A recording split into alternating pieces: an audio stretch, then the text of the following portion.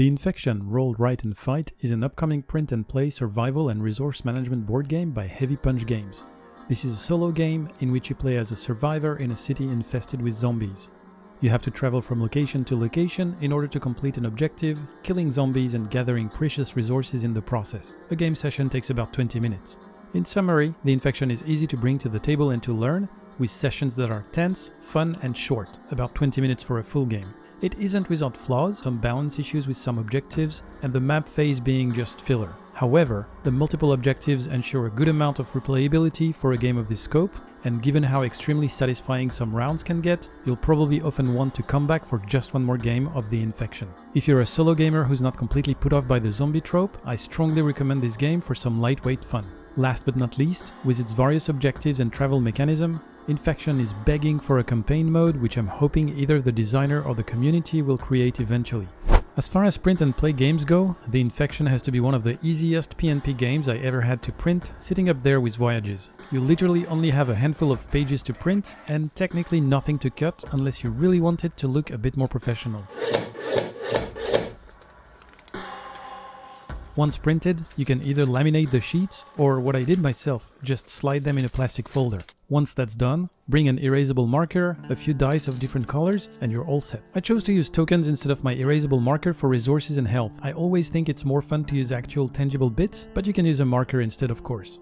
I am split when it comes to the art. I think the art of the zombies, items and icons in general do the job well. I am a bit less impressed by the locations. They do an okay job, I guess, but they feel a bit like forgettable 3D assets from a generic zombie video game. The other issue is that some inaccessible places on the maps are represented by blank squares, positioned in a way that doesn't seem to match anything on the background. I definitely see how this helps gameplay by making moves trickier on some maps, but I feel the graphics could have helped here. It's nothing huge, but for a game that's mostly made of these locations, I do feel there was a chance for better looking ones. That being said, as I understand, the publisher here is mostly a one-man operation. As always in this context, this is an understandable limitation. Bottom line, the art on the game isn't anything to call home about, but it does the job okay. For my first playthrough, I was thinking the game would be too easy or too much luck-based. I was also not super attracted by the zombie theme, but I got destroyed almost instantly in my first attempt and realized the game had much more depth than I initially gave it credit for. This got me motivated to try again, and before I realized it, I had played 10 games in a day. In The Infection, you play as a survivor in a city infested with zombies. You start the game with some limited resources, food, fuel and search, and pick a goal for the game. Acquire 5 tanks of gasoline, visit 6 locations, kill 9 zombies, or reach a specific location on the other side of the city. Once you've chosen your objective, the game cycles between a phase on the city map, where you will use either food or fuel to travel from your current location to the next, followed by a phase in the new location, where you will have to fight or evade zombies in order to acquire more resources. The travel phase is pretty straightforward and uneventful. You pick your next location, preferably near you, spend the required resources to travel the right number of spaces, done. The location phase, however, is the tense part. There are typically 2 or 3 zombies on the map, and 3 resource tokens you'll try to acquire. Whether you attempt to kill all zombies and grab all resources for free, or just try to gather as many resources as possible before fleeing like the coward you are, will depend on your objective and your current health and item status. At any point in time, the game lets you use search resources to craft items, typically weapons such as baseball bats, guns, knives. Which item you'll want to craft will depend on the type of randomized zombies you have at your location, as different zombie types require different types of weapons to be dealt with. The types of items you can craft and the fact that the items have a very limited lifespan contributes a bit to the Last of Us atmosphere of Infection. As you play, you'll quickly realize that Infection is above all a resource management game. Crafting items is expensive, but will regularly be required to kill the zombies. Your health itself can be a resource, a very precious one.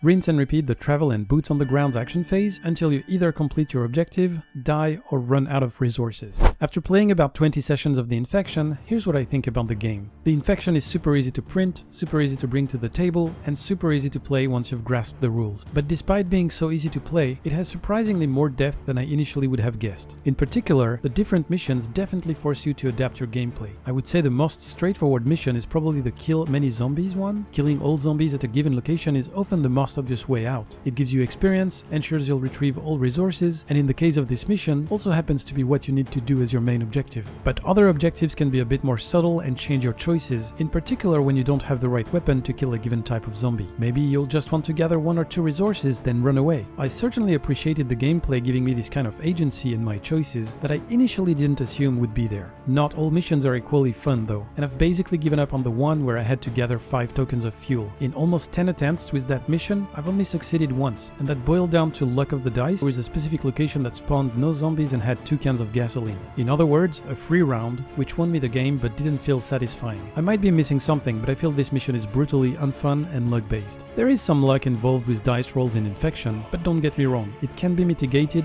in particular by spending search resources. Another way you can sometimes mitigate your luck is by sacrificing a bit of health. Sometimes getting hit one time just before escaping might be better than having to craft a weapon. Last but not least, crafting the right weapon for the right situation can vastly help. Will you craft a baseball bat, pretty much guaranteed to kill that puker, or the more versatile and durable hammer, which has a higher risk of a bad die roll? The problem is that resources in the game are extremely sparse. It generally takes 1 or 2 resources to travel to a new location, which in return will give you back at most 3 resources. So in the best case, you'll end up with 1 more resource than you started with. In a more average case, you'll need to at least spend 2 resources to craft a weapon that will be depleted by the time you've killed 2 zombies. In most locations, your resource run is basically a wash. Bottom line, you're constantly scraping for resources, and if on top of that you have to use some to mitigate your dice rolls, you're probably not headed toward victory. Under the hood, the Infection is a pretty well designed resource management game. An intense one. In missions where gathering resources is not the primary objective, this tension on how to use your resources and choose what to craft is very interesting. It's absolutely not a huge brain puzzle like in games such as Under Falling Skies or like Robinson Crusoe, another game where resources are constantly lacking.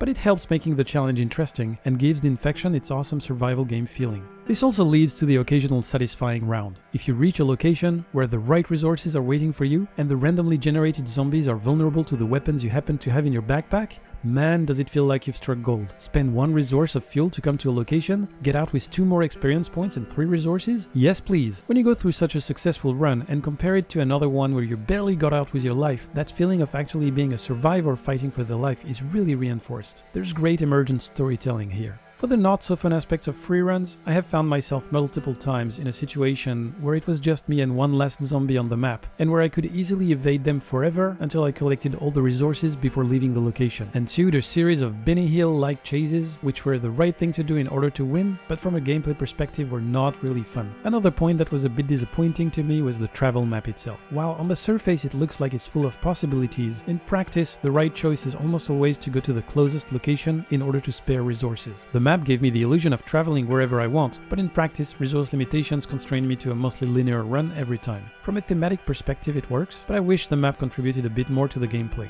One idea would be by providing more points of interest than just locations, or a campaign mode with multiple maps. Eventually, after playing about 20 games or so of the Infection, I was ready to put the components back in my drawer, feeling content. The Infection is the kind of game I will enjoy bringing back to the table once a year or so for a few hours of solo fun, or occasionally with my morning coffee. As I reflect on the gameplay for this review, I feel like the Infection is a game that has all the mechanics in place to be the core engine for something bigger. With its multiplicity of missions, experience points, items crafting, and the travel mechanism, I feel like it's begging for a campaign mode. The campaign could have multiple missions in different places of the map, maybe different maps or cities to travel to, experience or upgraded items earned between missions, and so on. It turns out the Infection has a bigger brother board game in preparation by the designer, which potentially looks like the campaign game I'm thinking of. But even with that other game in the picture, I still think a lightweight campaign mode could easily be added to the Infection roll and write, and I'm hoping it could be a stretch goal for the Kickstarter campaign, or something a dedicated fan could eventually bring to the community. In conclusion, the Infection is a very competent action, survival and resource management game that's easy to print and easy to bring to the table. It's not without flaws, but with short and intense sessions of about 20 minutes, you'll definitely want to come back for just one more game whether you win or lose. If you're looking for a well-designed solo game and are not tired of the zombie trope, I'd say you can confidently